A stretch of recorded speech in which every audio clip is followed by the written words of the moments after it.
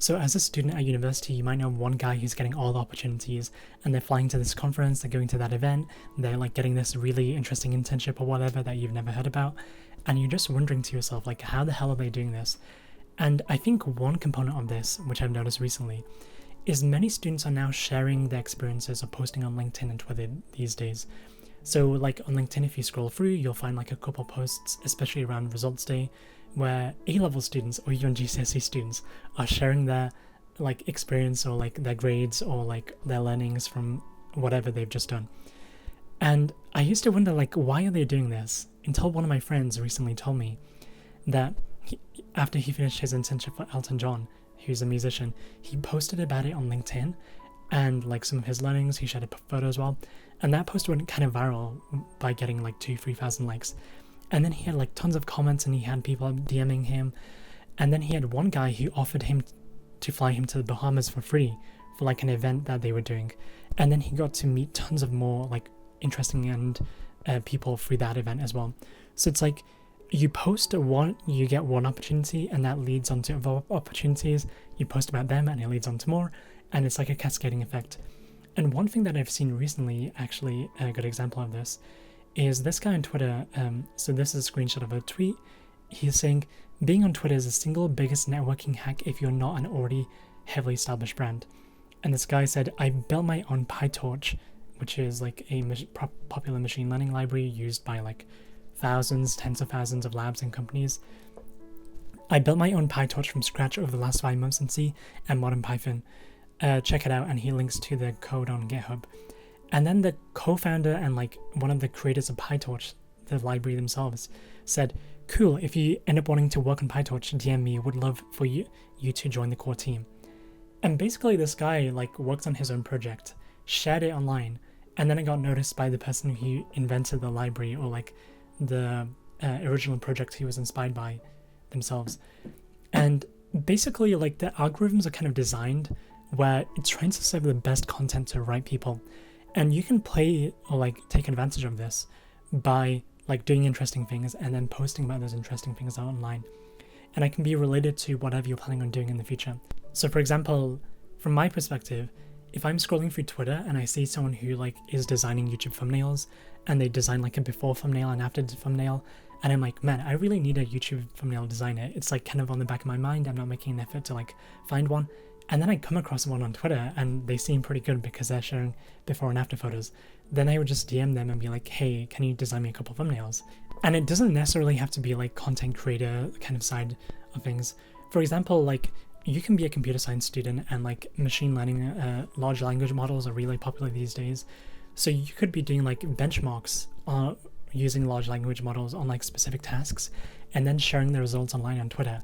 And then you'd get a bunch of people who are interested in just reading your benchmarks or like seeing your benchmarks for new large language models that just came out. And then there might be a startup who's specializing in these models, and they want you to like do benchmarks for them. And that can lead to like an internship or like a full-time job or something else instead, because the algorithm has found your content and then served it to people who are relevant. Or like, let's say one of your hobbies is design and illustration, and you really want to work for like a video game design company in the future. Like one option is that you can be applying for like tons of jobs or internships or something. Or another option is like you can be sharing like photos or like redesigns that you've done. So you have like a favorite video game character, you redesign some of the skins, you redesign some of the weapons, and then you post it online, and then you like tag I don't know, like the people who have worked on that particular game who are active on Twitter, and they'll notice your tweet. And if they think it's cool, they might even message you or just like your tweet, and then you can keep doing it. And then you might get like offers from video game design companies being like, hey, can you work for us this summer? Or like, we really like your designs, can you come and do an interview with us? Or like, as a different example is, let's say you're like a physics student and you really want to be a scientific communicator in the future, and you want to like write books about physics and stuff like that.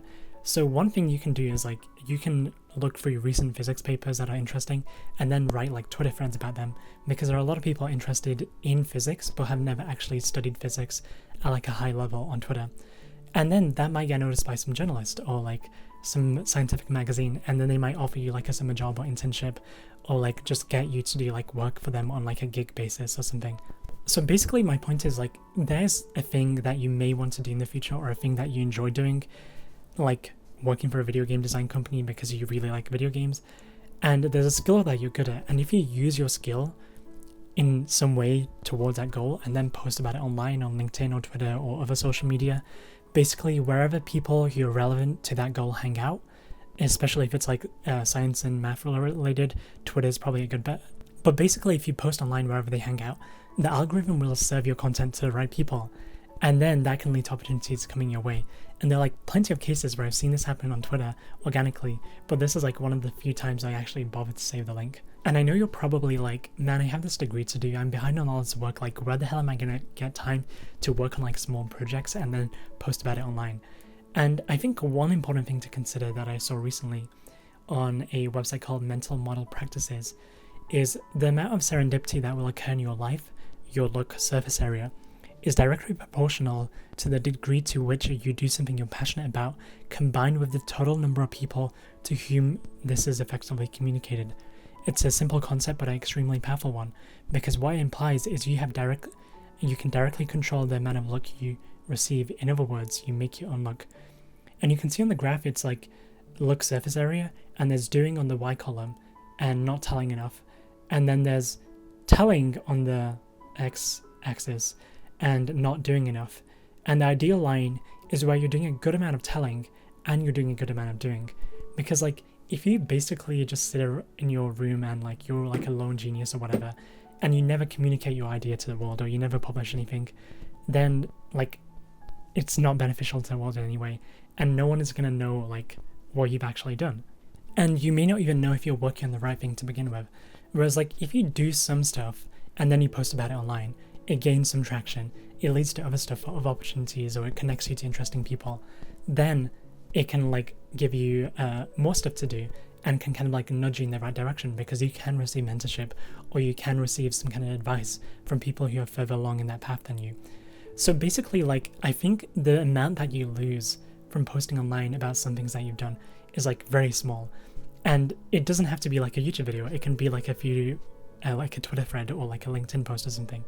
Whereas the amount that you can gain from doing this, where it leads to one opportunity at like a game design studio that you wouldn't have otherwise had, and that leads to like another opportunity or connects you to another person and so forth, then like there's a lot to gain and there's a tiny amount to lose.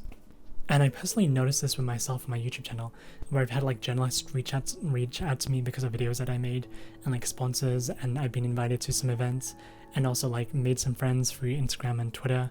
And then also like I think I received an invitation to a school at some point to like give a talk, which I declined because I was too busy at the time. And basically like there's not a lot that I had to lose, but there was a whole lot that I really gained, which is like friendships, opportunities, networking events, and just being connected to useful people. And one thing you kind of realize is like someone might have better grades when they graduate at university, but they might have fewer opportunities on their table because they spend all their time studying and not enough time like telling people about, hey, I exist, this is the cool things that I do. And by the time they graduate, it's kind of too late, and then they have to like play catch up. Whereas someone who spent like a bit of time every day doing cool stuff and then communicating it online and telling people, the algorithm served that content to like the relevant people. Like by the time they graduate, they might already know like 5 or 6 people across different industries that if they don't have a job, they can just like get fast tracked to interviews or certain companies through those networks. So basically like the point is there's not a lot to lose, there's a whole lot to gain. If you're a student, do some interesting things in the fields that you're interested in, post about it in places where people hang out that are also interested in the same thing, especially if it's science and math. I think Twitter is useful. For other things, maybe LinkedIn, but you can do like multiple social media platforms and see which one it works well on. And yeah, just repeat that, try for a couple of weeks, and then see what comes of it.